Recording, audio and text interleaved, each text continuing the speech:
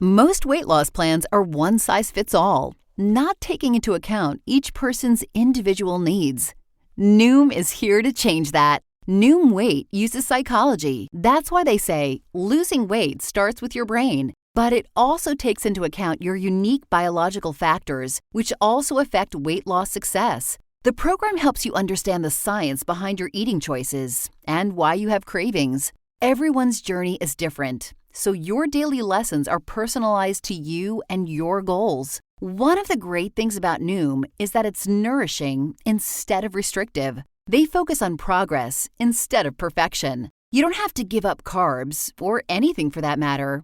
Have cravings? Food FOMO? Noom can help you lose weight while still enjoying your favorite foods. To date, Noom has helped more than 5.2 million people lose weight. Stay focused on what's important to you with Noom's psychology and biology-based approach. Sign up for your trial today at Noom.com. That's Noom.com.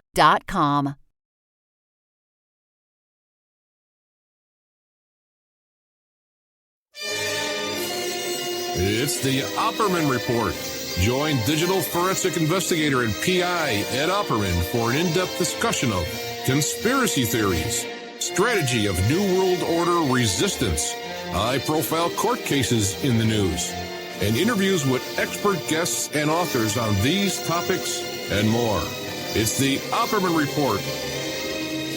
And now, here is investigator Ed Opperman. Okay, welcome to the Opperman Report. I'm your host, private investigator Ed Opperman, and this show is brought to you by CartKing.com. You go to www.cart-king.com or give them a call at 877-986-7771. Tell them Ed Opperman sent you, get a good deal. Have you ever thought about opening your own mobile cart or kiosk business? Perhaps your current business wants to add multiple point-of-sale locations across the country quickly. Maybe the facility you manage could kickstart revenue by adding coffee, food, or retail services. Well, CartKing.com could be the answer to your needs. CartKing.com is a North American designer and manufacturer of the finest mobile retail, coffee, and food carts and kiosks that money can buy. For 20 years, CartKing.com has been working with clients and corporations across America to provide indoor and outdoor carts and kiosks for any application, from large, heated, and secure outdoor retail or food kiosks to smaller, more mobile coffee carts, kiosks in the indoors. And they design and build them all. You go to the website, you check out the designs, they help you design it, they build it for you, they ship it worldwide. Tell them Ed Opperman sent you, 877-986-7771. You can find me at emailrevealer.com, get an autographed copy of my book, and whatever kind of PI services you might need. Okay, I'm really excited about today's show because I just realized when I was doing some more research on our guest here, Gary Lachman, that people have been asking me to book this guest for a while. His latest book is Dark Star Rising, Magick and Power in the Age of Trump. He's got an appearance coming up September 5th. He's going to be talking about Crowley because he wrote another book about Crowley, too. That's very well known, very well received, too. What is this here? Aleister Crowley, Magic, Rock and Roll, and the Wickedest Man in the World. So September 5th, he's going to be at the Century Club in Soho. The website, let me pull this up real fast. I'm all over the place here. The website is in his bio here. Where are we? Come on. Getting old. Okay, here it is. Come on. Gary, what's your website? It's just www.garylachman.co.uk. See how easy that was? And just to clarify, it's Soho in London, not in New York. I haven't broken into Manhattan as a speaker yet. Oh, okay, but now that's fascinating because first, before we get started, tell us about yourself. Who is Gary Lachman? Oh, that's a good question. I've been working on that one for a while. I'm the author of quite a few books about the consciousness culture and the Western esoteric tradition. And the Western esoteric tradition is the sort of magical counterculture of the West with Hermeticism and Gnosticism and Kabbalah and a variety of other ancient philosophies. And I've also in a past life was a musician. I was in a band called Blondie some years ago, quite a few, back in the 70s and early 80s, and I also played with a few other people. And for my sins in that world, I was inducted into the Rock and Roll Hall of Fame some years back.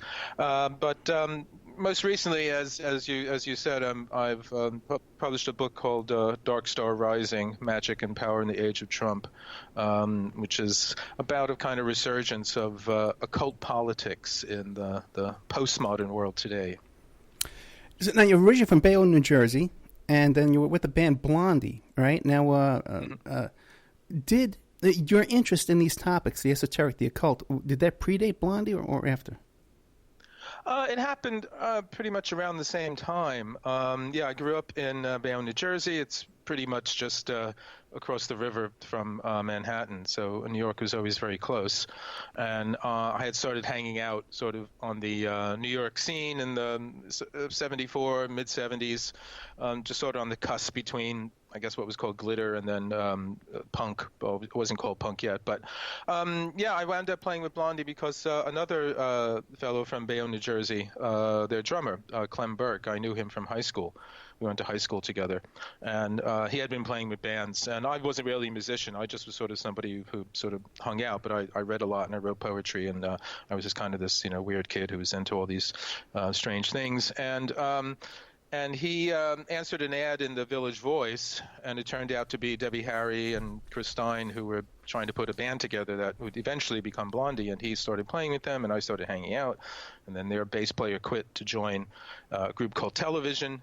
That was a big band at the time, or soon to be one of the big bands on the scene. And basically, they asked me to audition, and I did, and they wound up playing bass in Blondie up until about 77. Then I had my own band for a while, and I played with Iggy Pop in 81. And then I retired at the sort of hoary age of 26 and dropped out of music and went on a very different path after that. It's amazing. It's such a small world, because like we said off the air, I grew up in Staten Island. At first the Bronx first, then Staten Island. But my teenage years, those years you're talking about, 76 to 81, 82, I was down Bleecker Street. I lived with the Yippies on 9 Bleecker Street and over at Studio 10 at 10 Bleecker Street. Hung out Washington Square Park every day. I've been to CBGBs all over. We probably sat next to each other on the subway. You probably saw me on the stage. That's what I'm saying, yeah. That's the time I was playing, and then there was other places, of course, Max's and so. I lived in different parts of the city. I guess I said I started going over to New York. You say Staten Island. I mean, the first thing that comes to my mind is when we were the drinking age was 18 in New York State, and you could hitch over the Bayonne Bridge and get over to Staten Island. Everybody went to I think it was called North Beach. Or South Beach. North Beach or South Beach. It was some sort of beach area, and it was usually, on a Friday, Saturday night, just jammed with, feckless teenagers out there drinking, and I was one of them, Well, so was I. that was kind of the background. Yeah. And in those days, too, even though the drinking age was 18, you can go into the bars at 16, because we used to go to bars at 16. Everybody had a mustache and a beard back in those days. I don't know what's happening. There you go, yeah. Well, it was walking on the wild side, and then it just, used to go over to New York all the time on the PATH trains, I think it's even easier to get there now. They extended the kind of transportation. Yeah, but then again, with the traffic and all the parking and stuff like that, I don't know about. Okay, but let's get back to the book. Okay, Dark Star Rising. Otherwise, we'll be here forever. Dark Star Rising: Magick and Power in the Age of Trump. Now, right away, a good percentage of my audience, they're going to hear the books about Trump, and they're going to say, "Well, Ed hates Trump. He's Ed's a commie and he's a liberal and a yippie. He hates Trump. So this book is full of lies." What are your politics? I don't really talk about my politics. I mean, I'm anarcho-Platonist. I mean, I don't really, I don't really have politics, and I don't really talk about them in the book. It's not really a polemic. I mean, I don't think the book will make you like Trump any better if you don't like him to begin with. But what I'm just trying to do is kind of give a portrait of him in the context of these ideas that I'm talking about. But I mean, I try to just do kind of reportage. But I think the tone, how I write about these things and the sort of tone that I express what I'm writing in, I think that gives you an idea that I'm not necessarily in sympathy with much of the material I'm talking about. But I try to keep it cool and detached and objective because it's fascinating. I mean, whether you like Trump or not, or you hate him or not, I think the kind of connections that I've made around him and around other people at this time that are just out in the open. There's no conspiracy theory. I know, before the show started, your sort of lead-in, was saying conspiracy theories and things of that sort. And there's not a conspiracy theory in the book aside from those that people in the book themselves are talking about. But all the stuff that I talk about in the book is just out, it's out available. And that's the thing that, for me, made it even more fascinating because it struck me that the kind of thing I've been writing about for the last 20 years, I say this Western esoteric or hermetic magical tradition, which has been on the fringe more or less for, the last few centuries. It's kind of woo-woo, exile land at best. But with Trump and his election and other people involved, it's suddenly become more kind of center stage. And that's one of the things that I've tried to talk about in the book. Not specifically in the sense that Trump is in the White House doing rituals or something like that, but the ideas, the sensibility, the mentality that informs a kind of magical view of things has kind of taken hold. Okay, and you said that there's things right out in the open in plain sight that we can all see. Can you give us some examples? Well, I'll tell you, this is how I got started writing the book. Very soon after Trump's election, I think a week after it, there was the annual meeting of the National Policy Institute, the NPI. And that's the name of a group that generally is believed to be, rather white supremacists. If not that, then certainly, very far right. And they're great, supporters of Trump. And the fellow who was the head of the NPI then was Richard Spencer. And he's also, or he was, he's also the fellow who invented the alternative right, the alt-right. And at the start of this meeting, flushed with Trump's victory, he starts the meeting by saying, "Hail Trump, hail our hero. We made this happen. We dreamed this into reality. We willed him into the White House," and things to that effect. And then he talks about it as, their victory of the will. And the response to that was practically everybody in the crowd, gave Hitler salutes, or Roman ones, as Spencer later explained. And this was in all the media. And, the Hitler salute business got most of the attention. But it wasn't hidden. It wasn't in some fringe website or something. It was, something that was on everything. It was on the news. It was everywhere. But among all the different reports of this, accounts of this was one that caught my attention, and this was by a fellow named Harv Bishop. And Harv Bishop is, he blogs about New Thought. New Thought is an overall name for a variety of different sort of philosophies and beliefs that center along the idea that thoughts are causative, that through the mind alone we can make things happen. The right use of our mental powers, we can affect reality directly. And this is something that gets repackaged in different ways, and it's been around for quite some time. And it actually has some respectable pedigree, going back to people like Ralph Waldo Emerson. He coined the phrase New Thought, and William James, the great American philosopher and psychologist, and even going further back to the ancient philosophies that I've been writing about for a long time.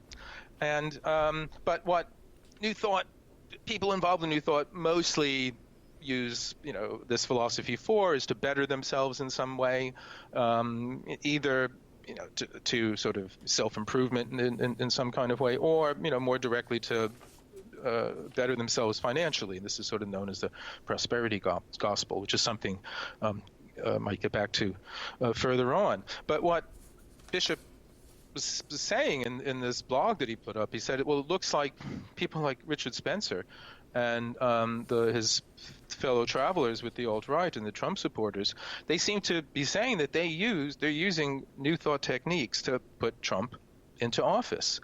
And so I followed that on, and the next thing that came was that, well, Trump himself is a devotee of New Thought.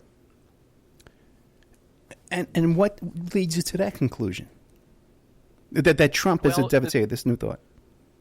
Well, because Trump was a follower of the teachings or the philosophy of Reverend Norman Vincent Peale. Right. Reverend Norman Vincent Peale, in 1952, published a book called The Power of Positive Thinking, and it was an immense bestseller, so it must work. It certainly worked for him. It was, I think, on the New York Times bestseller list for about 2 years. And Peale had been around, for a while before that. He had sort of newspaper columns and radio show, and again, he had this sort of message of if you could use your mind in the proper way, if you think affirmatively, if you think optimistically, if you think positively, if you focus on your goals, and if you don't let things get you down or interfere or in some way dissuade you from your purpose, if you persevere enough and if you follow this kind of 3-step process that he developed, you'll succeed. That which you want to happen will indeed happen. And this book was immensely successful. And when Trump was a boy, he used to go to the sermons that Peale gave at the Marble Collegiate Church on Fifth Avenue and 29th Street in New York. And his father was a follower, and they used to go to the church to hear the sermons. And so Trump heard it as a boy, and then he himself grew up in that. And then later on in life as an adult, he had 2 of his weddings in the church. He called Norman Vincent Peale his mentor. And probably the highest praise I would say that he gave Peale was that he said after listening to one of his sermons, he could sit there and listen for another hour. And coming from someone who apparently doesn't have much of an attention span, that sounds like praise indeed. And so he said that he was Peale's greatest student. And probably the single most important thing that he learned from Peale is Peale said that facts don't matter. It's our attitude toward facts that matter. This is something that he got from the psychologist Carl Menninger. And in a way, it's a kind of reworking of an ancient belief from the Greek philosopher Epictetus, who said that it's not things that bother us, it's our thoughts about things. It's how we think about things that bother us. So if we could change how we think about things, then we can free ourselves from, being troubled by all the, troubles around us.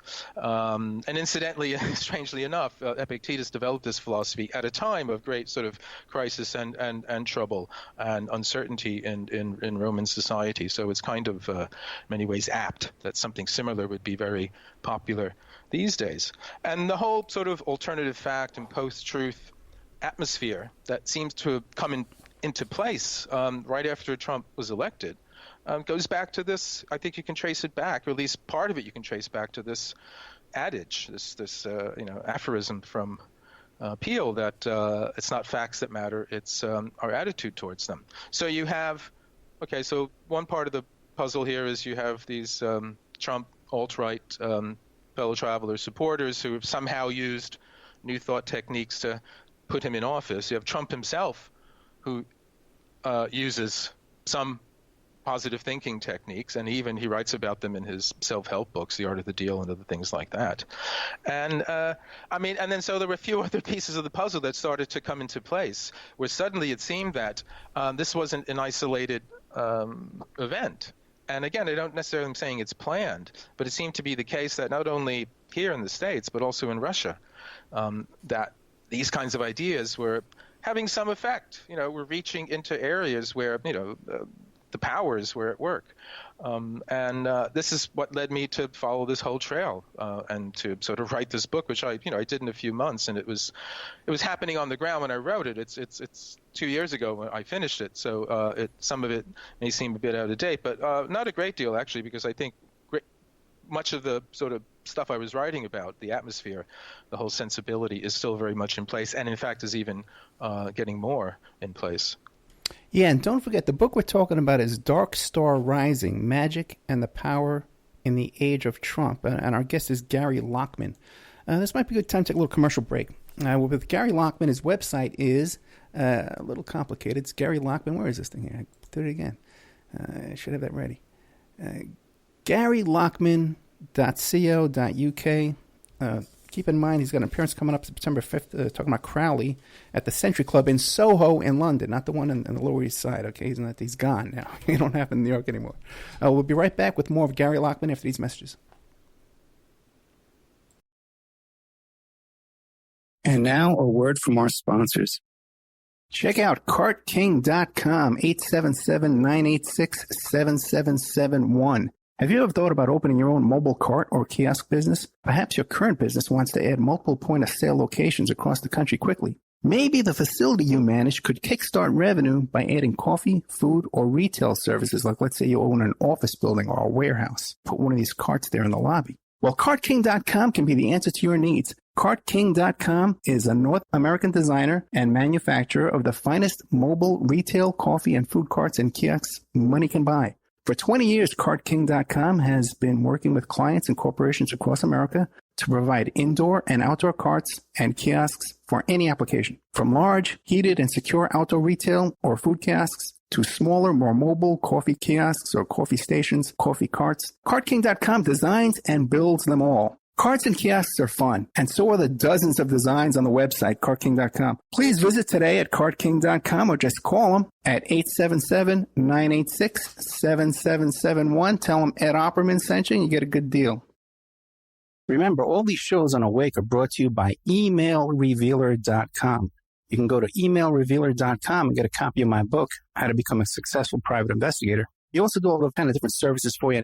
Online dating service investigations called an online infidelity investigation. And that's where you give us your husband or your boyfriend, your girlfriend's email address, and we trace it back to their online dating websites, and we return a list of all the dating sites that email is registered to. We can expand on that investigation and trace it back to porn sites, escort service sites, swinger sites, gambling websites, and even prescription drug websites, and all kinds of digital forensics, computer and cell phone digital forensics, where we can recover deleted content from an email or a hard drive and produce a report for you that you can use in court. That's emailrevealer.com, or you can contact me at oppermaninvestigations@gmail.com. The Opperman Report is brought to you by SubhashTechnosis.com. Subash Technosis is a search engine optimization and website design company. They're located in India, so you know you're going to save a lot of money and get top quality service. They offer all sorts of business process outsourcing, data entry, banking BPO services, recruitment process outsourcing, software testing, offshoring, research network, customer care, press release, content writing, and distribution, and much, much more.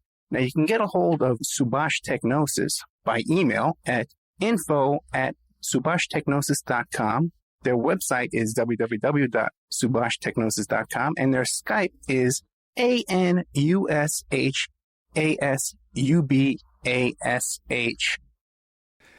Okay, welcome back. We're here with Gary Lachman, but formerly from the band Blondie. God bless him. I was a big fan of that band. And also Iggy Pop, too. It's another one. All that stuff. I love that. We were just talking off the air about Bleecker Street and Bowery and Bleecker down there where CBGB's was and stuff. September 5th, he's been talking about Crowley down at the Century Club in Soho in London, which is probably the real Century Club, the real Soho. The book is called, we're talking about today, but he's got a dozen books all around the same kind of topics. Dark Star, Rising, Magick and Power in the Age of Trump. Let me ask you a question. Now, you talk about how Trump was so fascinated with this Norman Vincent Peale. A couple of questions for you. One is how come he doesn't talk about, when they were questioning him about his faith, when he came up with that wacky 2 Corinthians stuff, okay? And they were asking, and all this stuff, but they asked him about his faith. He doesn't talk about Vincent Peale today. How come? I think Trump, again, I'm no expert on Trump, but I think he just doesn't talk about what he doesn't want to talk about. He stonewalls, you can see, he stonewalls everything. So I'm not surprised if he doesn't really want to talk about it, because I would say, just being backseat psychologist, it's probably something that's important to him. It is something that's important to him, and he probably doesn't want to get, any kind of pressure from anywhere about that, I would say. One of the things I speculate in the book about him is that I think he fits this category that a British writer named Colin Wilson, whose work I'm a great admirer of, and I've written a book about. He had this idea of what he called the right man. And the right man is a psychological profile of someone, and it can be right women too, who will never under any circumstances admit to being wrong. Will never basically say they're sorry, will never admit that they made a mistake, will never and they will just insist, and they will go to the greatest lengths whatsoever to, avoid in any way having to admit that they were wrong. And in many cases, it can turn into violence if they're really sort of pursued by this and all that. And there's a kind of, you get this in Trump. I say in the book, I quote him in a couple of places where he says, basically says that he never apologizes. And then he said somewhere, I forget, to some talk show host, where he said, well, yes, I'll apologize sometime in the future if I'm ever wrong. Something right. along those lines. Right. And this is a kind of bravado and a kind of, boastful self-confidence. But I also think this is a kind of real mental practice that's associated with this positive thinking sort of thing. Again, he's generally upbeat, even though he's very negative about people he doesn't like, and says lots of incredibly negative sorts of things. When you think about the things he gets away with, it's remarkable that he does, and he does because of his chutzpah. He does because he just does it. And he's been just doing it for the longest time. If you read about his life and all that, it goes back a long time. I first heard of him, again, we're talking about old New York. I first heard of him back in the, in the mid '70s when he was appearing on with the Post and the Red Tops and all of that kind of stuff. At the same time when I was down in downtown New York, and he was hanging out in Studio 54 and all that kind of thing. So right. This kind of attitude, this sort of what do you want to call it?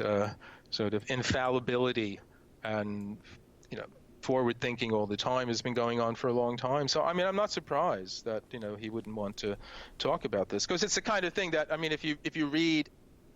There's a woman named Barbara Ehrenreich, and she's written a lot about how horrible New Thought is, and how it ruins people's lives and messes them up, and how it's all a complete kind of self-delusion and so on and so on. So most so-called rational people will be very skeptical about it, and they consider people that are interested in this sort of thing or pursue it feeble-minded. So I can assume that he would not want to sort of have to parry anybody, talking about this kind of thing, because he doesn't do that. He just states, he just says how it is. It's this or that, is this or that. It's just, that's all, and that's what he has to do, I would say, in order to maintain this kind of.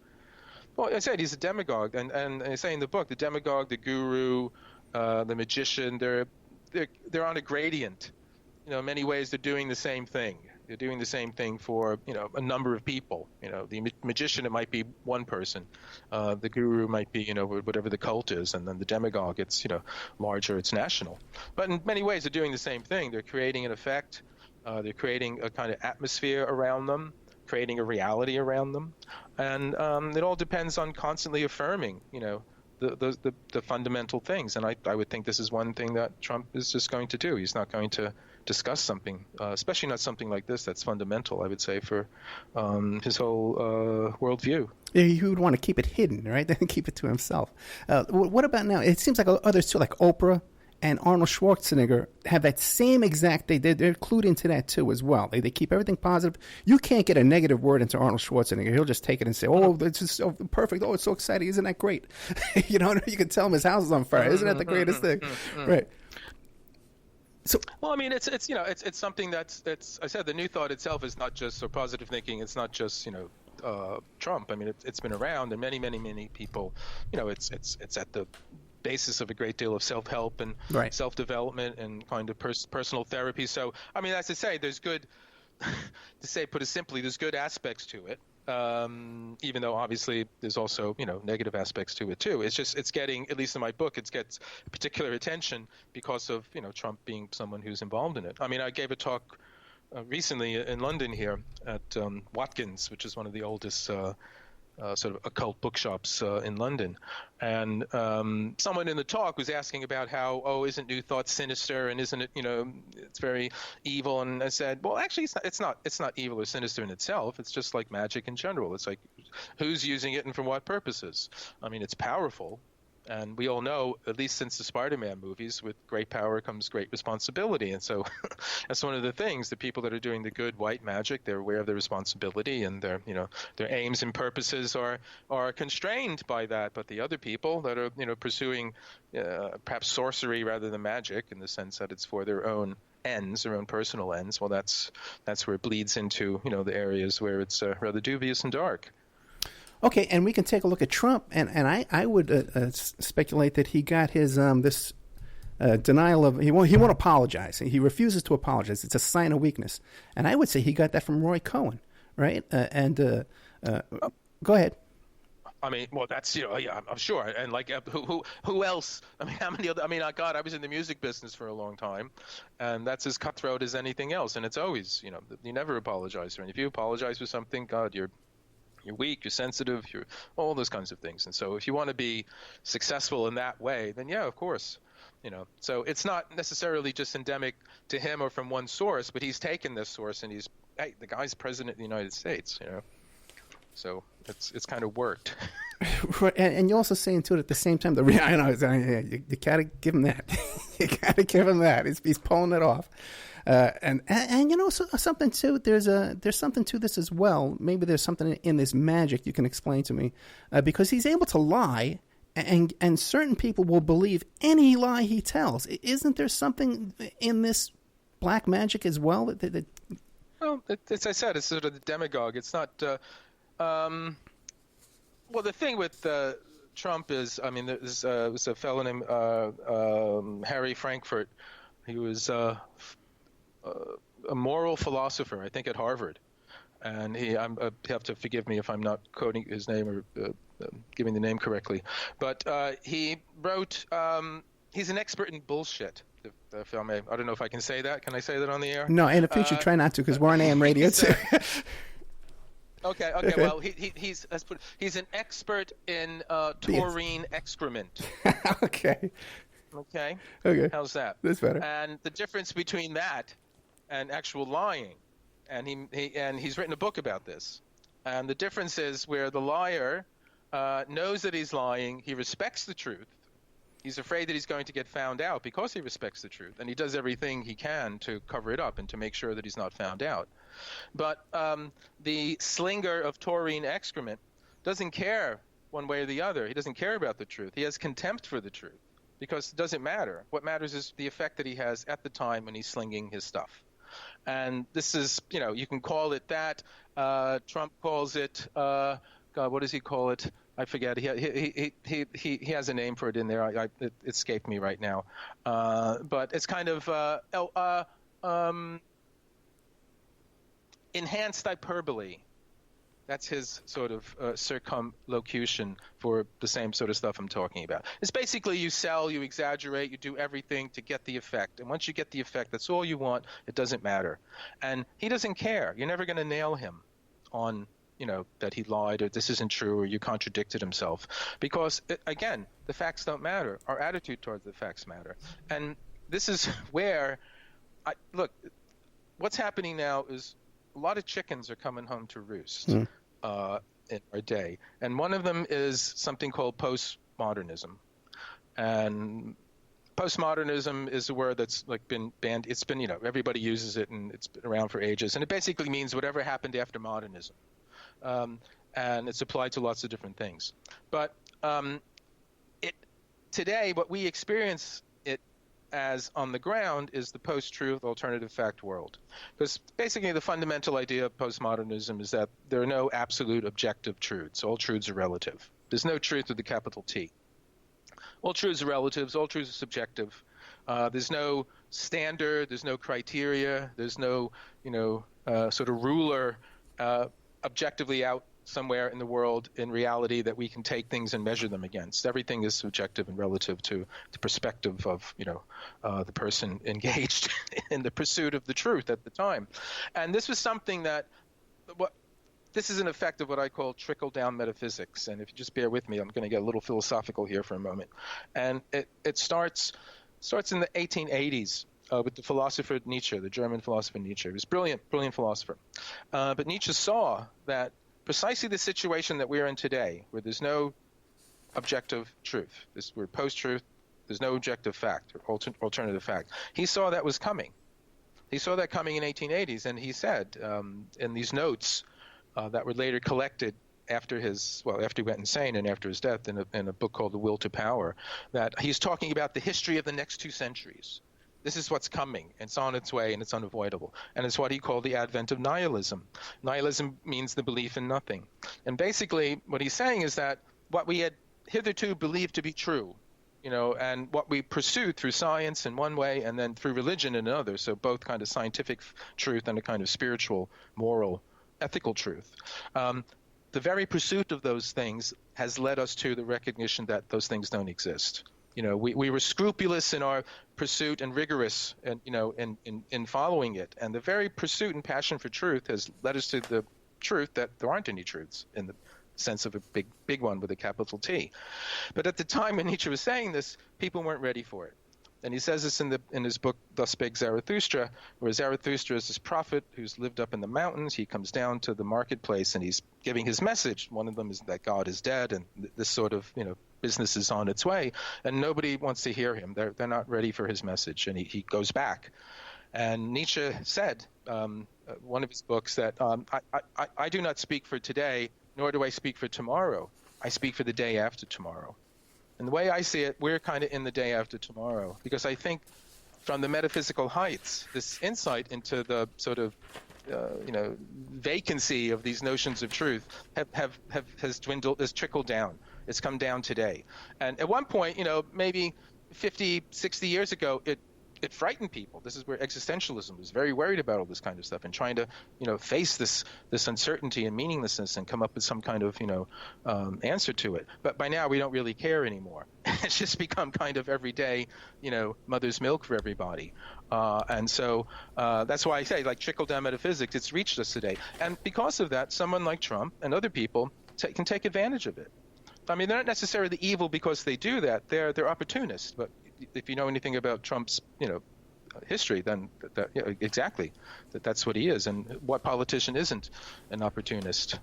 And so they're taking advantage of this situation. And, for the last 50 years, you have the best, most advanced minds in the universities in Europe and in the States, but it's shifted over to the States, basically saying this, talking about postmodernism and deconstructionism, and this whole idea that this whole edifice of Western thought, that had truth and rationality and science and logic, all of that is just, we pulled the rug out from under it, and it just doesn't work anymore. And so in one larger kind of cultural sense, it was liberating for people who felt that was restrictive, but now it's kind of reached, kind of brass tacks, and it's turned into a world where we're stymied when someone, as you say, like Trump, just lets loose all these kinds of things, and we really can't come back to him with saying, "Oh, that's not true" anymore, because he says, "Hey, what's true?" I got to tell you, Gary Lachman, you are an incredibly brilliant man. Okay, I'm in awe. Okay, where did you learn all this? Where did you go to school? How did you get your schooling in all this? I didn't learn this from going to school. Okay. I learned this from cutting school and going to libraries and reading. No, I've just read. I read forever. I mean, that's, you're talking about early days, when I was growing up in Bayonne, that's what I did. I used to cut school and go to the Bayonne Public Library and just read everything. So I've been reading everything for the longest time. But, I did go, I lived in Los Angeles for a while, sort of from the sort of early 80s until sort of the mid-90s, and I got a degree in philosophy there. And I tried to find a place for myself in the academic world, but by the time I got into sort of a graduate program at USC, the whole atmosphere there had become infected with this postmodernism and this deconstructionism, which I myself feel it's a debilitating influence on the mind. I think it's this kind of dark night of the soul that we have to get through, but it's going to take a while for us to get through it. But I couldn't find anywhere in there. And actually, an article I wrote about Jordan Peterson some months ago, I was asked to write it by a magazine. It talked about that because he talks about that in some of his lectures about how this postmodernism has kind of infected higher education and it's doing all this kind of stuff. And I experienced that back in I experienced some of that actually first in the 80s when I was in Los Angeles in sort of the late 80s, and I was doing my philosophy degree. Not in any kind of heavy sense, but just sort of the atmosphere. But by the time I went to USC and I was starting a sort of master's degree, it was very much there, and I wound up dropping out because I felt I would never get a job anywhere, just because the atmosphere wasn't very congenial to the sorts of things that I was interested in. But I've just read, constantly for years and years and years. And I had the good fortune by the sort of early 90s to be able to sort of write book reviews and articles and slowly build up to, writing books. And that happened when I basically pulled up stakes in the States and moved to London here at the beginning of '96. Was it your pursuit of this type of knowledge that caused you to move to London? Or just personal? Sorry? Was it your pursuit of this knowledge? Getting to London was a long story, but I mean, actually, I never answered your question a long time ago when you said, how did my interest in all this stuff begin? Yeah. But it began back when I was playing in Blondie. I mean, I first got interested in this stuff in '75 when I was living on the Bowery with Debbie Harry and Chris Stein, singer and the guitarist in Blondie. And in this loft space we were living in, it was like a 3-floor sort of space above this restaurant supply shop, which I think is still there, strangely enough. But in any case, one of the floors was occupied by this wild, flamboyant artist guy, and he was very much into Aleister Crowley. And I didn't have any interest in any of that stuff prior to this. The only kind of occult stuff I was interested in was what I saw in movies, horror films. I was really into the old Universal horror films, and I was into Weird Tales and H.P. Lovecraft and all that kind of thing. So I read that stuff, but I didn't really take any of the occult kind of seriously. But in that atmosphere, in the loft, Debbie and Chris had a kind of kitschy interest in it. They had sort of like voodoo dolls and upside down crosses and pentagrams and stuff. It was just kind of a kitschy aesthetic. But this guy, a fellow named Benton, he was kind of serious about it. He was a very good artist too, and he used to give impromptu readings with Crowley's tarot deck, the Thoth tarot deck, which at the time was still relatively rare. And then he also did these big sort of canvas paintings of based on the tarot, the cards, the tarot trumps. I even posed for one of them. I don't know whatever happened to it. But he was reading Crowley, and just in that atmosphere, I just started to become interested in it. But the thing that really got me going on it was a book, again, by this writer, Colin Wilson, I mentioned earlier, simply called The Occult, and it was published in 1971. And it was hanging out with all this other debris from the previous generation, the kind of last dregs of the kind of hippie generation. So the books like Timothy Leary and the I Ching and Castaneda and all this kind of stuff. But amidst of that was this book, The Occult. And Wilson was actually, he's a very good writer. He was a philosopher. He wrote books about existential philosophy and psychology and literature and all that. So he took a very intellectual approach to it, but he's a very readable writer. And that's what got it for me, because he approached it from the point of view of kind of how do we understand this in terms of consciousness. And he was fundamentally interested in how we can achieve more intense forms of consciousness. And that struck me as a very good idea when I first read it. And I just kind of went for it from there. So it started as a kind of enthusiasm. I was very naive. I was 19 and just sort of into it. But by the time, let's say, I was out of music and had sort of been in and out of the academic world by the early 90s, I was, sort of approaching it in a bit more serious way, just in the sense of realizing that all this stuff has had an enormous impact on what we call, mainstream culture. I mean, we tend to see it as on the fringes, and certainly in the last, in the modern age now, where, we just think it's all completely superstition and all that. And there's historically a reason for that, which I can't go into now. But this is all the kind of thing that started to fit into place. And so I wanted to understand it in terms of not just as this weird kind of counter thing that I could go and have fun with and go back into the normal world, but how are both of these worlds, kind of together? Because they are. And again, that's what made me very excited about what was happening. And I wound up writing Dark Star because, again, I felt like, okay, all this stuff that's been on the fringe for a long time is now kind of not quite front page news, although one article was in the New York Times. Oh, really? Can you describe that? Did they mention this? The same thing you've noticed? I'm sorry? They've mentioned the same thing that you've noticed here in the Trump world? This is one of the other things that happened that led me on to doing the book was in February 2017, obviously after Trump had been elected, the New York Times ran an article about a talk that Steve Bannon, who at the time was still on Trump's bench and had the ear of the great man, 2014, Bannon had given a talk to a select group at the Vatican. It was a group called the Human Dignity Institute, and they were very conservative churchmen. And he was in L.A., and he talked to them via Skype, and they were in the Vatican. And in the midst of his usual kind of spiel about the global Tea Party movement and the need to fight Islamic fascism, he talked about Putin. And he was sort of, I admire him, but I'm also cautious and all that. But he was saying how what he liked about Putin was that he stood up for traditional values. And this is something that, part of his sort of platform was traditional values too. And in the midst of talking about Putin, he says, and he has someone around him in his kind of circle who reads Julius Evola. And Julius Evola, if you know who he is, was a 20th century esoteric philosopher who was brilliant in many ways, very controversial, but he had very far-right political views. And he tried to ingratiate himself first with Mussolini and then with Hitler. And he had some modest success with Mussolini, not so much with National Socialism. And after the war, after World War II, Evola was kind of this eminence grise, this kind of character in the background in Italian politics, and kind of like the intellectual mentor of different new far-right groups that were growing up, after the war. And he died in 1973. But he's one of these intellectuals that's part of the alternative right canon.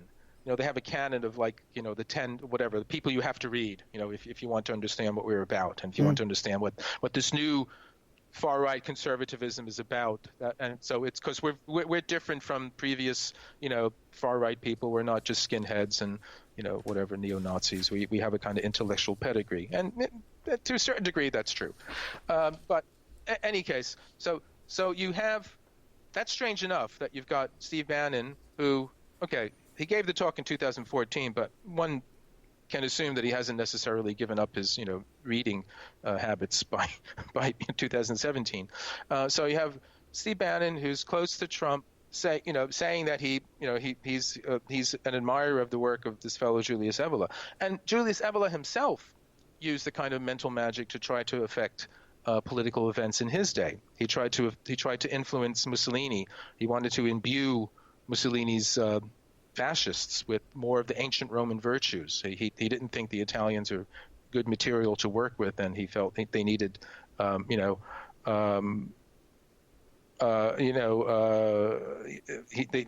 needed something more to get them going. So much like Spencer and his crew, who was supposed to have used mental science now, magic now, to have influenced political events, Evola, who's one of their heroes, did the same thing. And so, but what's even stranger is that in the context of mentioning Evola,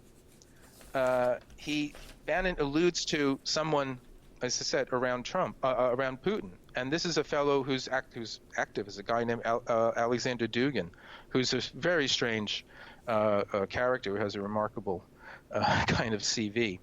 But he too was a reader of Evola. He too practices a kind of mental science, and he too is a devotee of something that's known as chaos magic, which we haven't touched on. And it's a kind of derivative or a variant of chaos magic. It was sort of the technique or the actual practice that the alt-right people apparently are said to have used to help Trump. So this was in the New York Times. In the New York Times, in the top head, it's like, Bannon talks to, Italian sort of esoteric whatever philosopher who, influenced fascists. I mean, what they said about Evola was kind of half right and half wrong. He didn't really have as much influence on the fascists as he would have liked, but he certainly tried.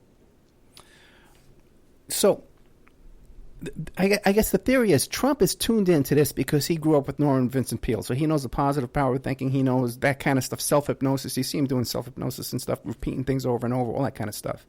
But that you think that perhaps this more deeper occult knowledge came in through the Russians and Bannon and all this stuff, like this Pepe the Frog stuff and all that stuff, because that is this. Well, it's all part of this strange, puzzle, or it's part of the trip down the rabbit hole. I don't, what Trump himself knows or thinks is one thing, right? But it's kind of an ingredient. I don't think he ever heard of postmodernism or chaos magic, of any of this kind of stuff. But he certainly is a devotee of positive thinking. And the other thing I say in the book is that, okay, what's the one word you would associate with Trump's administration? And the word that comes chaos. to my mind is chaos. Right. I mean, and if you know how he operates, he said himself, I like to keep things uncertain. I like to keep everybody on their toes. I don't tell everybody what I'm doing. I make decisions at the last moment. I like to change things all the time. I like to keep it free and easy. And he adopts different things and changes and, all that kind of thing in a certain sense. So that's kind of something he does as an MO. And that's served him, I guess, well enough in his previous career on real estate and all that, and wheeling and dealing and all that kind of thing. But as I look more into that, it struck me, and it struck other people at the same time, like I said, around the early days of his administration and all that, was that he seemed to be doing, in a natural kind of way, what is kind of called chaos magic. So in the book, I sort of parallel, and in this way, I'm not in any way saying that chaos magicians, they're very nice people. I've met some of them, and I know some of them, are in any way supportive of this, and I don't mean to stigmatize them in any way, but it just struck me, and as I say, at the time, other people I was in corresponding with on the net, they were sort of saying the same thing, that he seemed to be doing this kind of thing naturally. And the more I looked into sort of, okay, well, what's chaos magic about? The more I looked into it, there were a great many parallels between it and positive thinking, it and New Thought. I spelled them out in the book. So in some ways, they're fundamentally doing the same thing. Very different, from the thing they're both doing, the center of it, they radiate out in different ways. But when you get down to it, they both want to make things happen. They're both very results driven. They both have similar sort of techniques and practices. And they both have very similar phraseology. I mean, one of the interesting things about all this stuff is that the kinds of things you want to make happen, they more or less have to be things that you could make happen naturally. You could make happen in some normal way. But for some reason, something's in your way. So in many ways, it's like you can use magic, but don't expect a miracle. You can't expect something completely off the wall or, absolutely improbable to happen. But something that could be in the realm of what in chaos magic is called an achievable reality, and in positive thinking is called a realizable wish. Something in the realm of that, you can use these practices and techniques in order to bring that about. Chaos magic, they talk about nudging. You give a little nudge to reality. You sort of push it in some way, and it kind of sets things in motion. And you've paid attention to the landscape. You paid attention to how things are connected in this particular situation that you want to affect.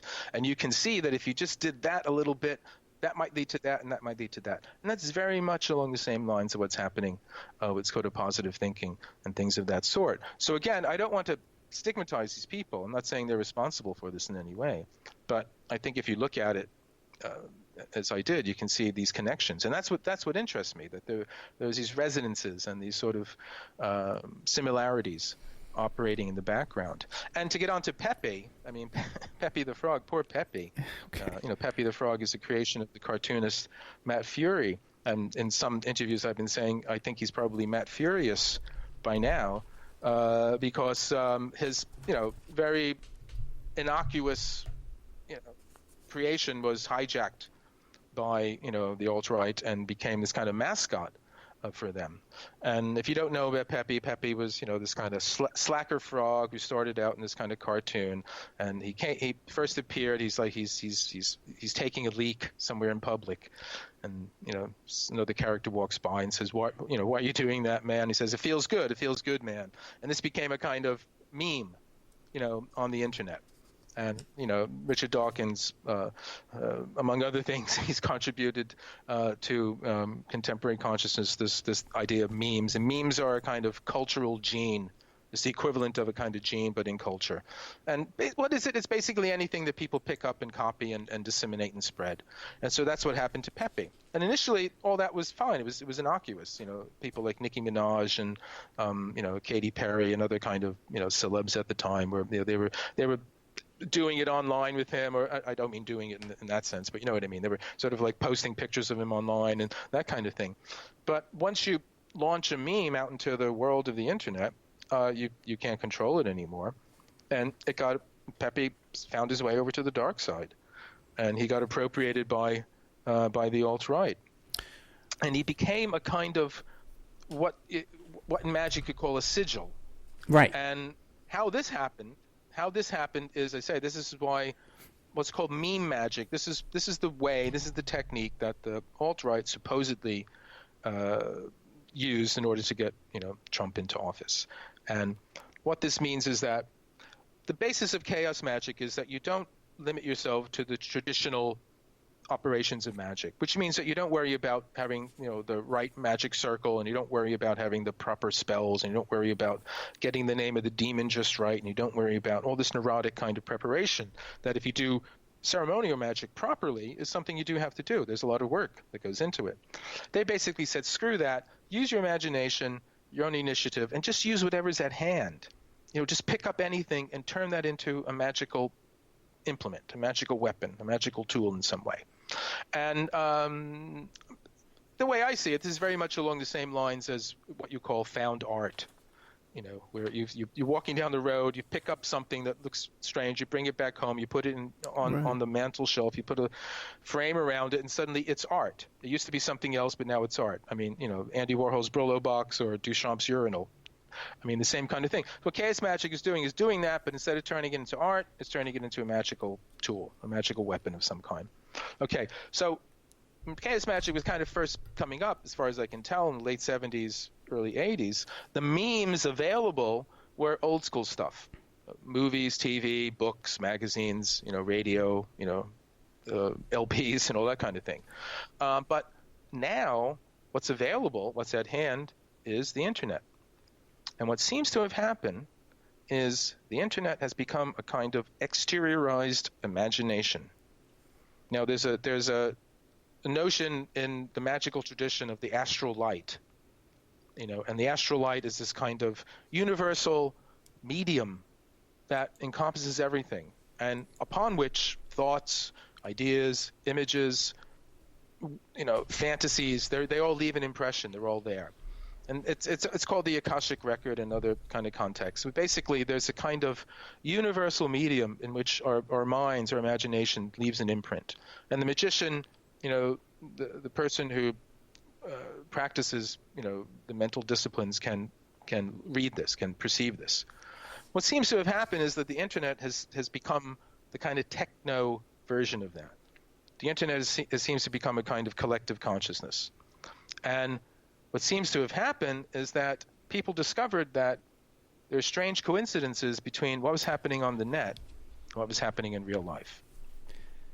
Gary, I need more time with you, man. We're out of time. Well, let me just close this off. And this is what happened was that people posting stuff on 4chan, this site 4chan, and they were posting stuff about the film Dark Knight Rises. They had a thread called Bane Posting, and what they discovered was that there seemed to be some strange coincidences happening between the opening scene. Okay, can we do this? Can we do this? Because we're like a hard break, man.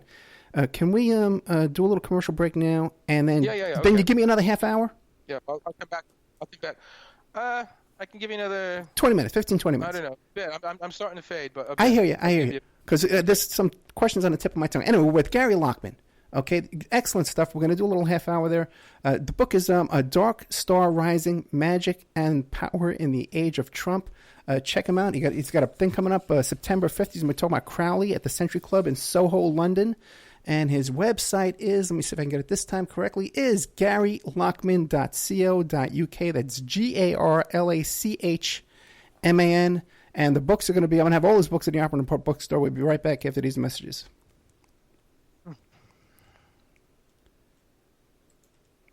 And now a word from our sponsors.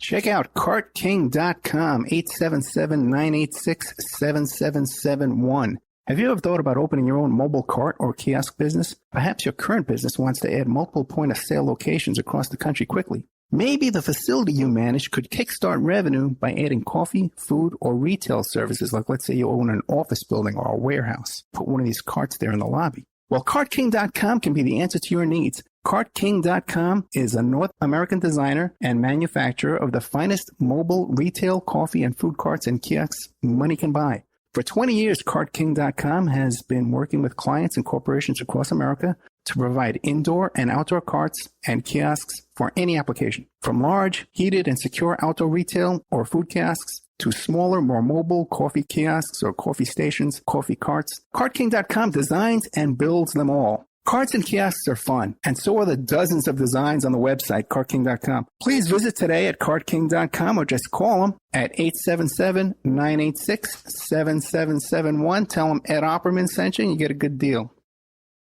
Remember, all these shows on Awake are brought to you by emailrevealer.com. You can go to emailrevealer.com and get a copy of my book, How to Become a Successful Private Investigator. You also do all the kind of different services for you. Online dating service investigations called an online infidelity investigation.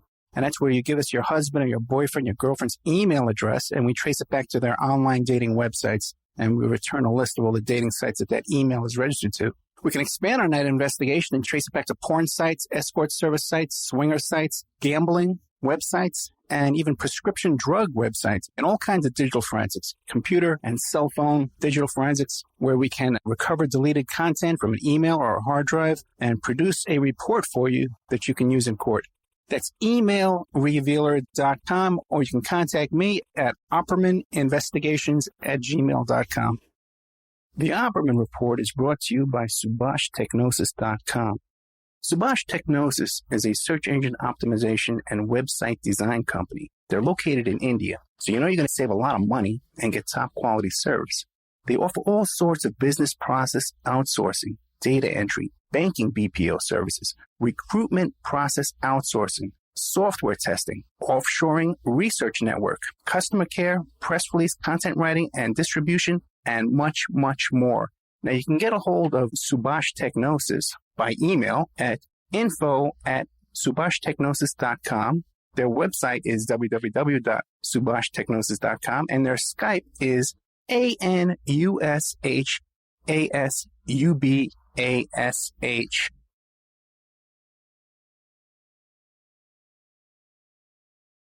Okay, we're back with Gary Lachman. Check out the website is garylachman.co.uk, and it's spelled Lachman. Some people might pronounce it Lachman, but it's Lachman he likes. And that's how they pronounce it in Jersey. There you go. That's right. Dark Star Rising, Magic and Power in the Age of Trump. Off the air, you were just telling me that you don't practice this. No, I'm not a practitioner. Many years ago, I was for a brief time, but no, I have a philosophical interest in this. Well, I'm fundamentally interested in consciousness, so I'm insofar as any kind of practices, they're about sort of understanding consciousness. But I don't practice any magic in order to affect changes in the world. But we were talking about that and how the internet was something that was being used right. In order to do that. And as I was saying that, people who were posting all this stuff about, the Dark Star Rising and Bane and all that, they started to see coincidences. And one of the things was coincidences between the beginning of the film, where Bane is ostensibly being flown to prison, but he's really in charge and he takes over and, he escapes and sends the plane crashing. And, perhaps rather morbidly, some of the people that were posting all this kind of stuff, they noticed that there was some strange coincidence between that scene in the film and the tragic Germanwings Flight 9525 crash in the Alps, the French Alps.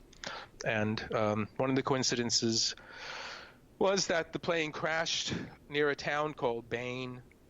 One of the crash site investigators, his name was Bruce Robin. So, Bane, obviously Bane, name of the town, name of the villain, Bruce Robin. Batman's name is Bruce Wayne. Robin is his sidekick. And also, Bane purposely crashes the plane, and apparently that's what happened with the Germanwings flight as well. One of the pilots crashed it on purpose.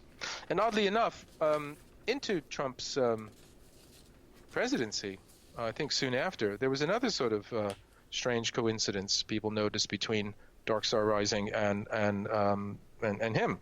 And there's a scene in the film where Bane has captured Gotham, and he's addressing all of the people, And he says, I'm giving power back to you, the people. And that's the same thing that Trump had said in some contexts. So again, take that for what it's worth, but there are these kind of echoes going on. And so people started saying, my God, wow, it looks like, we did all this and then that happened. Did we make it happen? Right. Okay, that's question number one. Question number two is, well, can we make it happen? That was the next thing.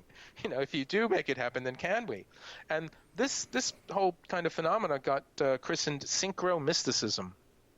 And it's related also to the Slender Man phenomena that happened a bit earlier, where the Slender Man was this kind of craze on the internet, and it bled over tragically into the real world, and with very horrible consequences. And what synchronicicism is basically is when something happening on the net affects the real world. And it's more or less a kind of techno retread of the term synchronicity from the Swiss psychologist C.G. Jung, who was started out as a devotee of Freud, but then later became the second most famous psychologist in the world.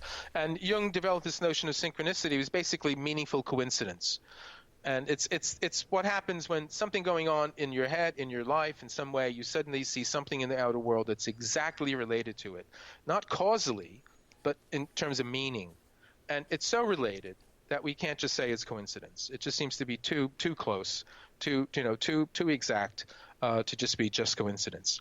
And so if we take that phenomena happening between one's inner world and the outer world, and substitute my own inner world for the internet, that's synchromysticism. As I said before, the internet we can see as this kind of exteriorized imagination. And so that's the theory kind of behind it. And what seems to have happened as the people who, said that they willed Trump into office is that they did this through basically appropriating this character, Pepe the Frog, and as one does in chaos magic, turning it into a magical weapon, and it's known as a sigil. And the sigil is a symbol. It's something that can carry a magical charge of the will and the imagination of the magician who uses it to fulfill his purposes and his intent. And what you saw happening was that people were posting images of Pepe looking over the Mexican border and kind of, thinking about, well, where's the wall? Pepe hanging out with Trump. Pepe became one of the deplorables. This cadre posse around Trump, and Hillary Clinton sort of helped there, and Hillary Clinton helped Pepe because she's the one who sort of brought him to attention, and he basically became this kind of postmodern amphibian swastika because he became kind of the poster boy, the mascot for the alt-right. He turned up in memes of him, turned up on the net of him as Trump, and as president and all that kind of thing. There's even some memes of him as Pepe as Aleister Crowley and all this kind of thing. So the idea was that through the repetitive and constant and determined and focused posting of all this stuff, it would have this effect. It would somehow affect things. It would make things happen. And lo and behold, he's president. Now, I'm not saying that's the only thing that made Trump president. I'm not saying it did make Trump president. What I am saying is that this happened. People did this. And I've met people from the alt-right. I've talked with them, and they've told me, maybe they're having me on, but they told me, we were trying to do this. Everybody was trying to do this. And the strange thing that happened around Pepe was what became known as the Keck phenomena. And let me just get a little sip of water, and I'll get into that. Okay. We're here with Gary Lachman from the book is called Dark Star Rising, Magick and Power in the Age of Trump. Okay. Now, the Keck phenomena, what that is that Pepe is a frog. Okay. And Pepe is a frog who's become a kind of magical implement that's being used in a variant of chaos magic. And while this was happening, one of these people, involved in this kind of thing, they noticed that there's an ancient Egyptian frog-headed deity named Keck, who is the god of chaos. Okay, now that's one part of that. Okay, so Pepe's a frog. Pepe's an instrument of chaos magic. This ancient Egyptian god named Kek, K-E-K, is a god of chaos. So that's strange enough. But make it even stranger.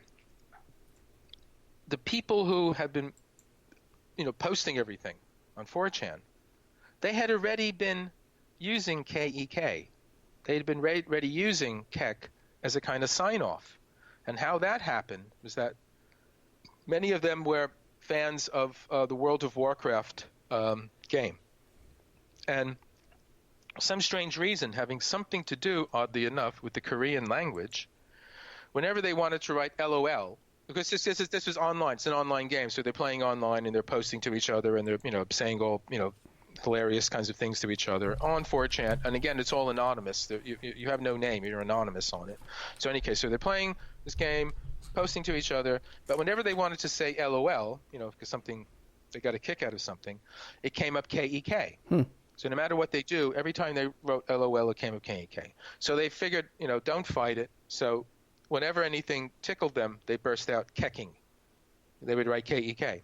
So these people are already using K-E-K, and they're posting about Pepe, who's a frog. Then they discover that there's an ancient Egyptian frog-headed deity named Kek, spelled K-E-K, who's the god of chaos. Okay, so that's synchronicity number one, let's say. It starts to get stranger in this way. I've said that posting on 4chan was anonymous, but what you did get was an 8-digit number, to kind of sort of note that that's your post. And what started happening was that people posting about Pepe and all this stuff, they started to notice that they started to get double numbers or triple numbers or even quadruple numbers. Each post about Pepe or each post about Trump or something like that.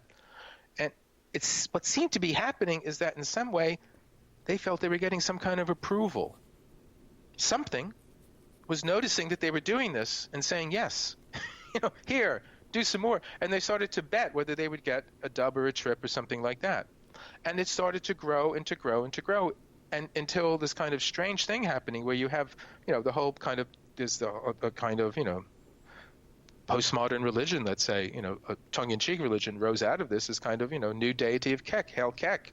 And there's the country of Kekistan and all that. And this became this weird kind of phenomena that mushroomed around that based on all these strange synchronicities. Now, my own experience, I've had enough synchronicities to accept that they're part of reality. They just happen. The world is such that these things take place.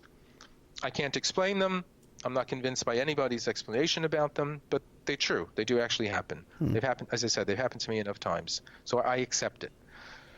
So I accept the premise that it's not impossible for something to be taking place within my interior world, which we tend to consider to be subjective and limited to, metaphorically, my skull, and the outer world. The standard rational scientific view just denies that this is possible, and it's just completely nuts that you think it is. But I've come to the conclusion that it is the case, and I'm not the only one. Jung he wrote much about it, and many other people behind it. But I think the next step is, okay, can you make it happen? That's the thing. They happen by themselves, and Jung would say, no, you don't make them happen. They happen because the unconscious in some way is trying to guide you towards, becoming more yourself and to individuate and all that kind of thing. So it's a kind of, you're sort of the passive recipient of them, and they're kind of in a way, kind of spiritual guide. But magic is more like, no, screw that. I'm going to make them happen. I want something to happen. I'm going to make it happen. And that's the thing, okay?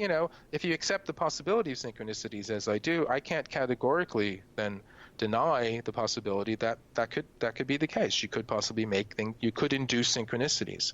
And that just strikes me as like, well, that's a good enough definition of magic as any that I know. And if you're a student of this and you practice it yourself, what made you stop? Well, it was a long time ago because I gradually became more interested in sort of consciousness itself rather than sort of all the sort of practices around magic. I mean, I was very interested in Crowley, as you noted. I've written a book about him. And I was very interested in Crowley many years ago, back in the late 70s when I was living in Los Angeles, and I had my own band at the time called The No. They were called The No, K-N-O-W, because I was very interested in Gnosticism.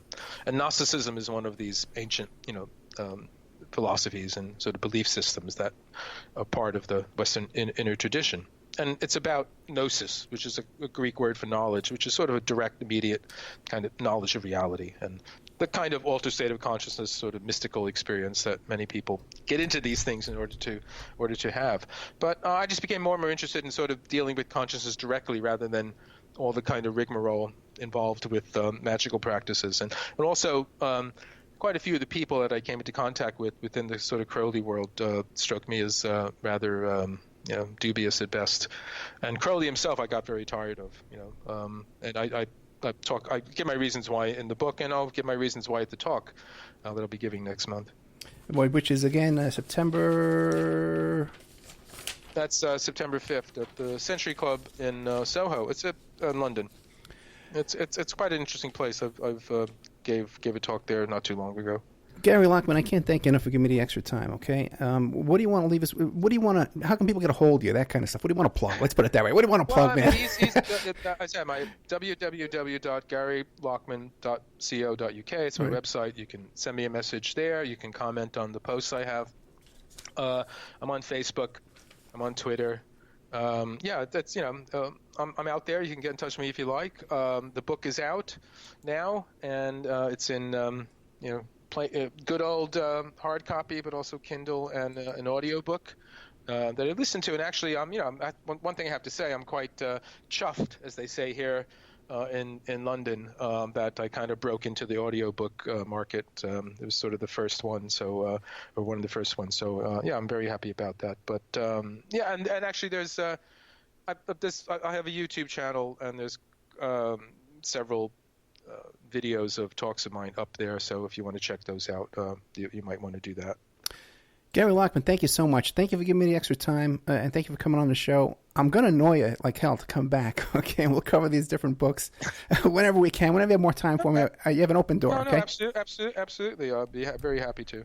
Thank you so much. Gary Lachman, Dark Star Rising, Magick, and the Power in the Age of Trump. Thank you so much. My pleasure. Good night.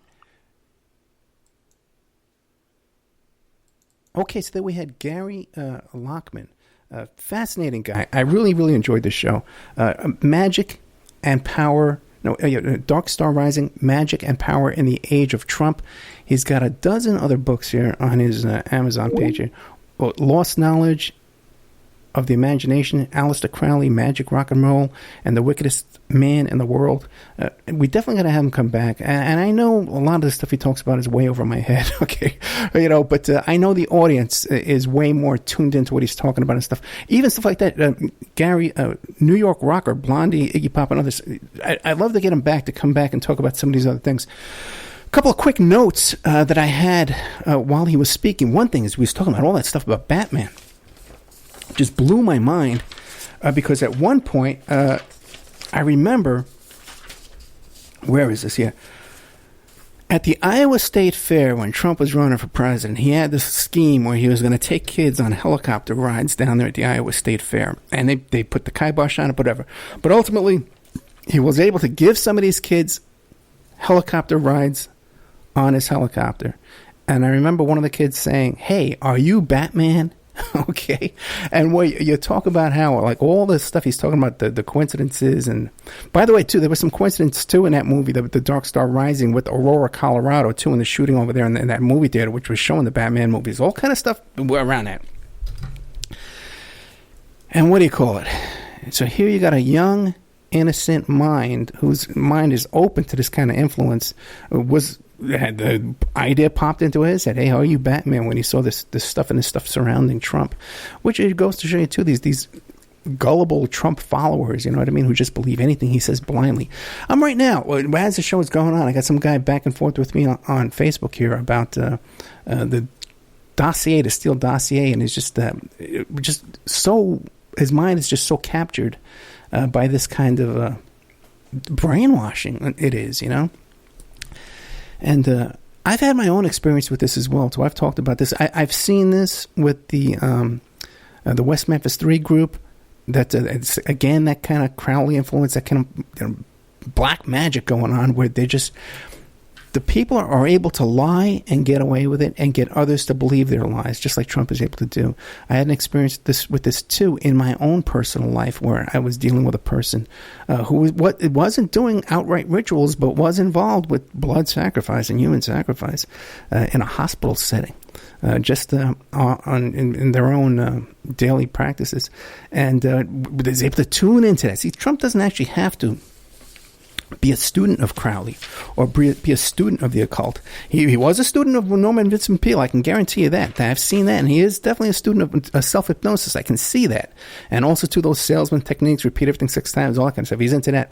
But I suspect, too, I brought up to our guest, Roy Cohen, and, Roy Cohen is suspected to be involved with these dark occult practices with the Process Church of the Final Judgment in there in New York around that same time, and so he could have been more tuned into the dark occult practices. But anyway, that's just my own stuff. I'm nowhere the student that Gary Lachman is on this stuff. I really, really appreciate this guest. I hope we can get him to come back. Excellent content here. I could just listen to him talk all day long because he's tuned into something here. Dark Star Rising, Magick and the Power of Trump.